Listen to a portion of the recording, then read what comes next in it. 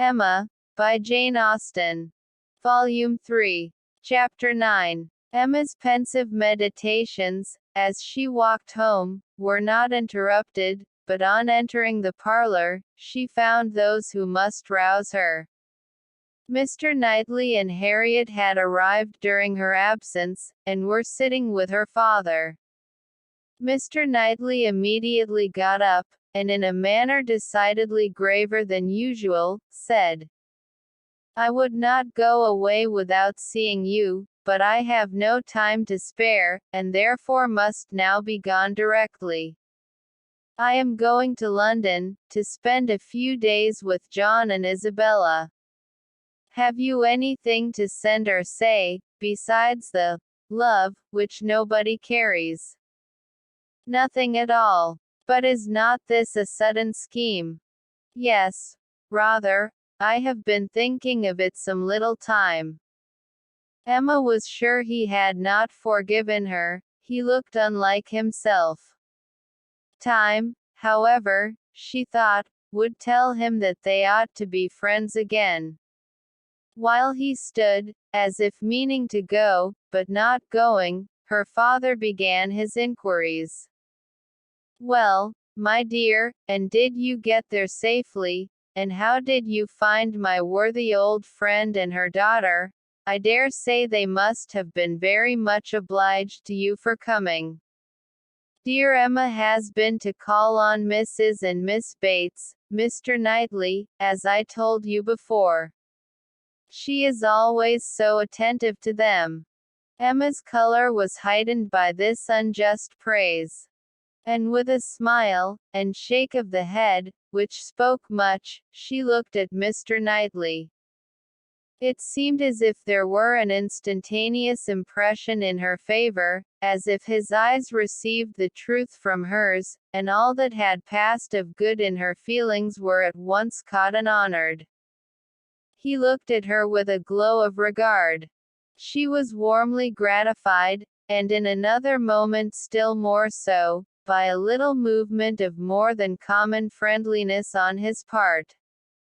He took her hand. Whether she had not herself made the first motion, she could not say. She might, perhaps, have rather offered it, but he took her hand, pressed it, and certainly was on the point of carrying it to his lips, when, from some fancy or other, he suddenly let it go.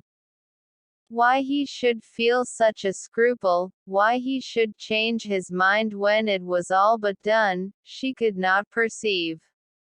He would have judged better, she thought, if he had not stopped. The intention, however, was indubitable, and whether it was that his manners had in general so little gallantry, or however else it happened, but she thought nothing became him more. It was with him, of so simple, yet so dignified a nature. She could not but recall the attempt with great satisfaction. It spoke such perfect amity. He left them immediately afterwards, gone in a moment. He always moved with the alertness of a mind which could neither be undecided nor dilatory, but now he seemed more sudden than usual in his disappearance. Emma could not regret her having gone to Miss Bates, but she wished she had left her 10 minutes earlier. It would have been a great pleasure to talk over Jane Fairfax's situation with Mr. Knightley. Neither would she regret that he should be going to Brunswick Square, for she knew how much his visit would be enjoyed, but it might have happened at a better time, and to have had longer notice of it, would have been pleasanter. They parted thorough friends. However, she could not be deceived as to the meaning of his countenance, and his unfinished gallantry. It was all done to assure her that she had fully recovered his good opinion. He had been sitting with them half an hour, she found. It was a pity that she had not come back earlier. In the hope of diverting her father's thoughts from the disagreeableness of Mr. Knightley's going to London. and going so suddenly, and going on horseback, which she knew would be all very bad, Emma communicated her news of Jane Fairfax, and her dependence on the effect was justified. It supplied a very useful check, interested, without disturbing him. He had long made up his mind to Jane Fairfax's going out as governess, and could talk of it cheerfully, but Mr. Knightley's going to London had been an unexpected blow. "I am very glad, indeed, my dear, to hear she is to be so comfortably settled. Mrs. Elton is very good-natured and agreeable, and I dare say her acquaintance are just what they ought to be. I hope it is a dry situation, and that her health will be taken good care of. It ought to be a first object, as I am sure poor Miss Taylor's always was with me. You know, my dear, she is going to be to this new lady what Miss Taylor was to us. And I hope she will be better off in one respect, and not be induced to go away after it has been her home so long." The following day brought news from Richmond to throw everything else into the background. An express arrived at Randalls to announce the death of Mrs. Churchill. Though her nephew had had no particular reason to hasten back on her account, she had not lived above 36 hours after his return. A sudden seizure of a different nature from anything foreboded by her general state, had carried her off after a short struggle. The great Mrs. Churchill was no more. It was felt as such things must be felt. Everybody had a degree of gravity and sorrow. Tenderness towards the departed, solicitude for the surviving friends, and, in a reasonable time, curiosity to know where she would be buried. Goldsmith tells us, that when lovely woman stoops to folly, she has nothing to do but to die, and when she stoops to be disagreeable, it is equally to be recommended as a clearer of ill fame.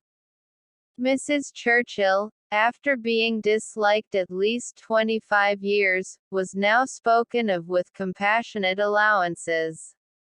In one point she was fully justified. She had never been admitted before to be seriously ill. The event acquitted her of all the fancifulness, and all the selfishness of imaginary complaints. Poor Mrs. Churchill! No doubt she had been suffering a great deal, more than anybody had ever supposed, and continual pain would try the temper. It was a sad event, a great shock. With all her faults, what would Mr. Churchill do without her? Mr. Churchill's loss would be dreadful indeed.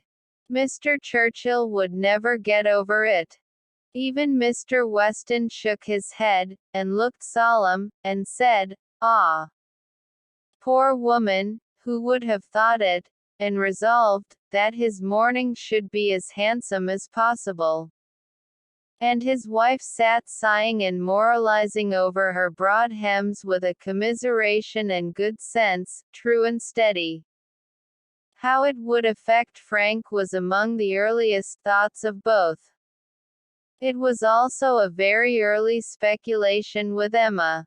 The character of Mrs. Churchill, the grief of her husband, her mind glanced over them both with awe and compassion, and then rested with lightened feelings on how Frank might be affected by the event, how benefited, how freed.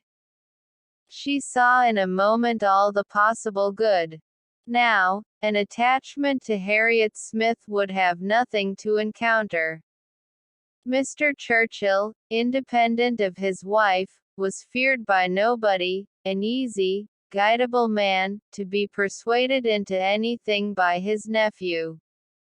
All that remained to be wished was, that the nephew should form the attachment, as, with all her goodwill in the cause, Emma could feel no certainty of its being already formed.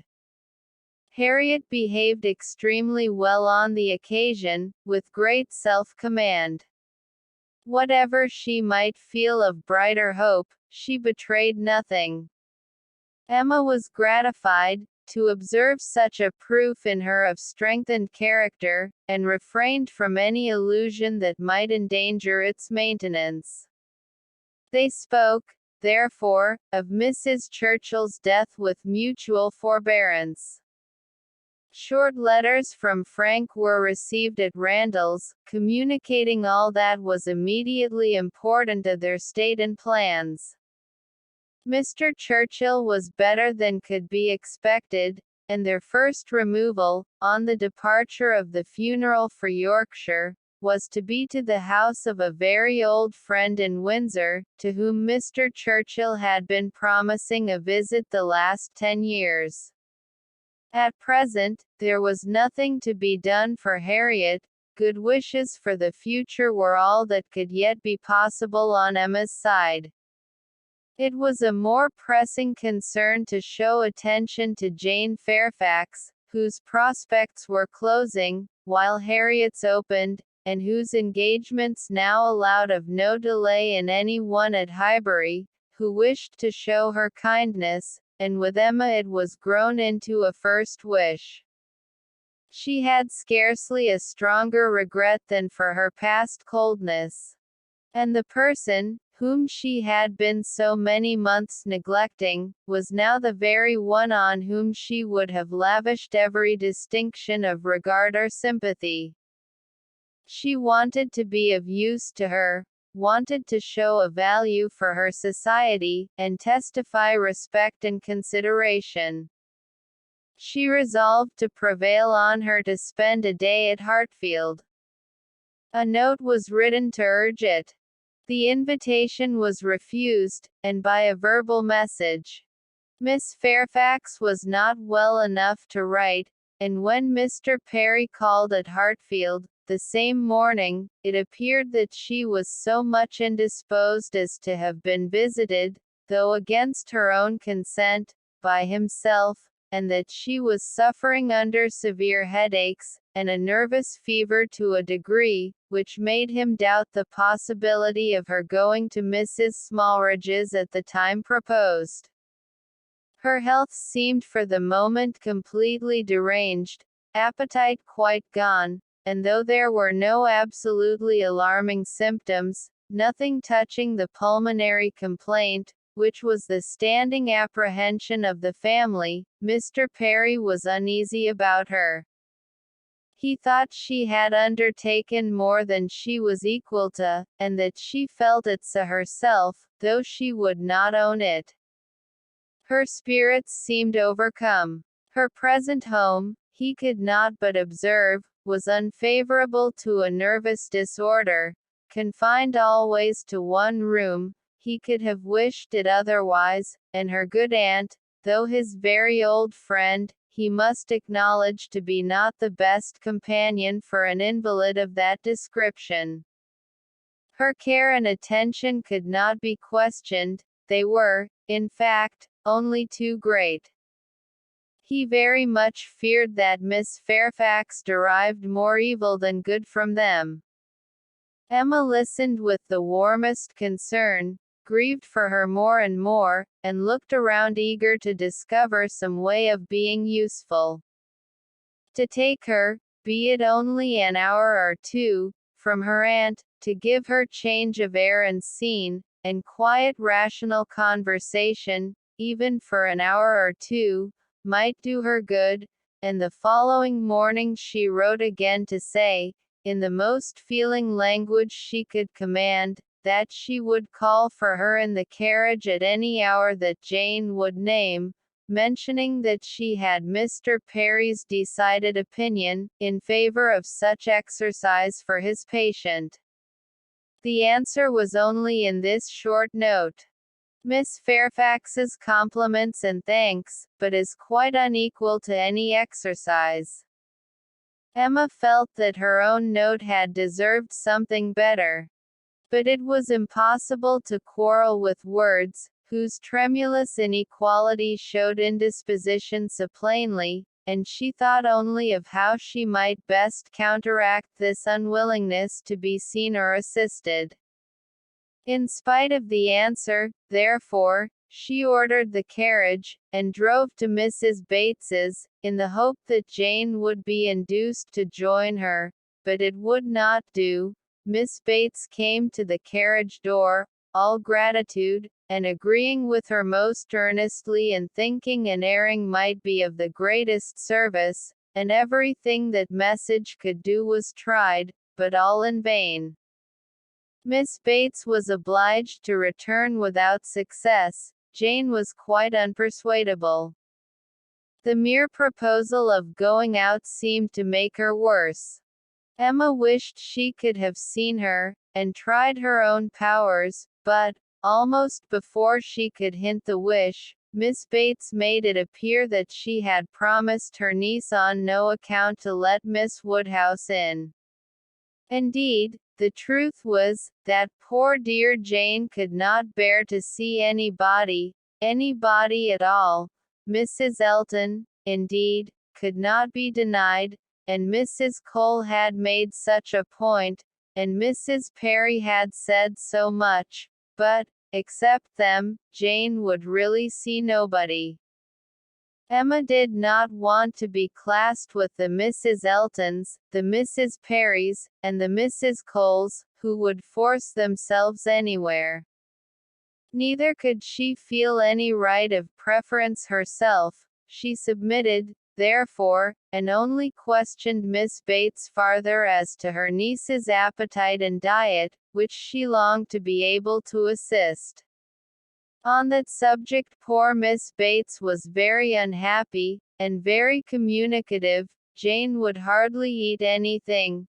Mr. Perry recommended nourishing food, but everything they could command, and never had anybody such good neighbors, was distasteful. Emma, on reaching home, called the housekeeper directly, to an examination of her stores, and some arrowroot of very superior quality was speedily dispatched to Miss Bates with a most friendly note. In half an hour the arrowroot was returned, with 1,000 thanks from Miss Bates, but dear Jane would not be satisfied without its being sent back. It was a thing she could not take, and, moreover, she insisted on her saying, that she was not at all in want of anything. When Emma afterwards heard that Jane Fairfax had been seen wandering about the meadows, at some distance from Highbury, on the afternoon of the very day on which she had, under the plea of being unequal to any exercise, so peremptorily refused to go out with her in the carriage, she could have no doubt, putting everything together, that Jane was resolved to receive no kindness from her. She was sorry, very sorry. Her heart was grieved for a state which seemed but the more pitiable from this sort of irritation of spirits, inconsistency of action, and inequality of powers. And it mortified her that she was given so little credit for proper feeling, or esteemed so little worthy as a friend, but she had the consolation of knowing that her intentions were good, and of being able to say to herself, that could Mr. Knightley have been privy to all her attempts of assisting Jane Fairfax, could he even have seen into her heart, he would not, on this occasion, have found anything to reprove.